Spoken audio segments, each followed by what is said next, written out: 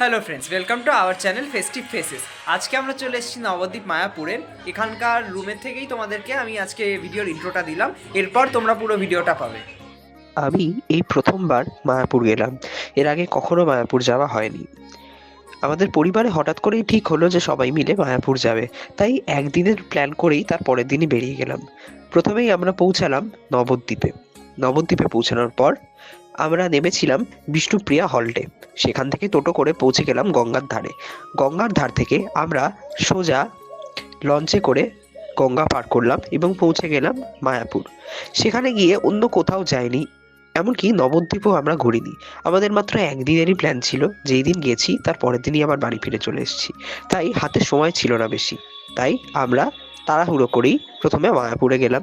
মায়াপুরের মন্দিরে পৌঁছে সেই মন্দির চত্বর ভালো করে ঘোরার চেষ্টা করলাম। দেখতেই পাচ্ছ আশেপাশে কত মন্দির, চারিদিকে মন্দিরে মন্দিরে ভর্তি। এমন জায়গায় আমার বড্ড প্রিয়। যাই হোক, এরপরে মন্দিরে পৌঁছালাম। মন্দিরে পৌঁছে মন্দিরের প্রবেশদ্বার দিয়ে ঢুকেই দেখতে পেলাম বহু প্রতীক্ষিত এবং খুব সুন্দর সেই বিশাল কৃষ্ণ মন্দির। মন্দিরটি এতই বড় এবং সুবিশাল যে আমাকে বাইরে থেকে এসে মন্দিরের একটা ক্লিপ নিতে হলো। এরপরেই আমরা পৌঁছে গেলাম খাওয়া দাওয়া করে মন্দিরের বাগানে। সেই বাগানও ছিল সুবিশাল। এরপরে দেখলাম একটা রথে করে চৈতন্যদেব এবং নিত্যানন্দ প্রভুর শোভাযাত্রা বেরিয়েছে এবং সেখানেই শুরু হলো কীর্তন।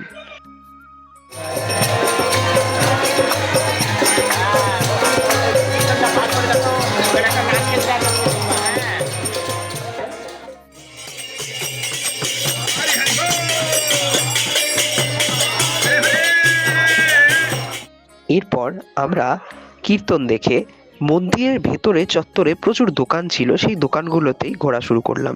এই দোকানে ঠাকুরের জন্য এক এক রকম সুন্দর সুন্দর শীত বস্ত্র এবং তাছাড়া পাগড়ি এবং বহু কৃষ্ণ, রাধারানী, চৈতন্যদেব এবং নিত্যানন্দ প্রভু এনাদের প্রচুর বিগ্রহ।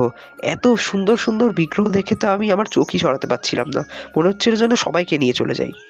তাই ভাবলাম একা একা দেখবো কেন, তোমাদেরকেও দেখাই। প্রচুর প্রচুর নিত্যানন্দ এবং চৈতন্যদেবের বিগ্রহ। এরকম সুন্দর বিগ্রহ আমি এতদিন শুধু ফোনেই দেখেছি। এই প্রথম চোখের সামনে এত সুন্দর সুন্দর বিগ্রহ দেখলাম।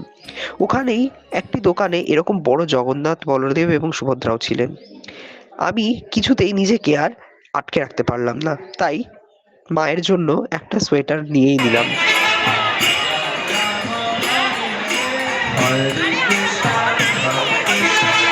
এর মতন একটা সুন্দর দিন কাটিয়ে পরের দিন সকাল ৯টায় আমরা আবার বেরিয়ে গেলাম আমাদের বাড়ির উদ্দেশ্যে। খুব সুন্দর কাটলো এই একটা দিন। তবে সেইভাবে দেখতে গেলে ২৪ ঘন্টাও থাকতে পারলাম না মায়াপুরে। তাই ইচ্ছে আছে আবার আসবো, কারণ অনেক কিছু দেখা বাকি থেকে গেছে। আর পরের বার এসে নবদ্বীপ আরো সুন্দর করে ঘুরবো। তাহলে আজকের মতন ভিডিওটা এখানেই শেষ করছি। দেখা হবে খুব শিগগিরই আবার একটা নেক্সট ভিডিওতে।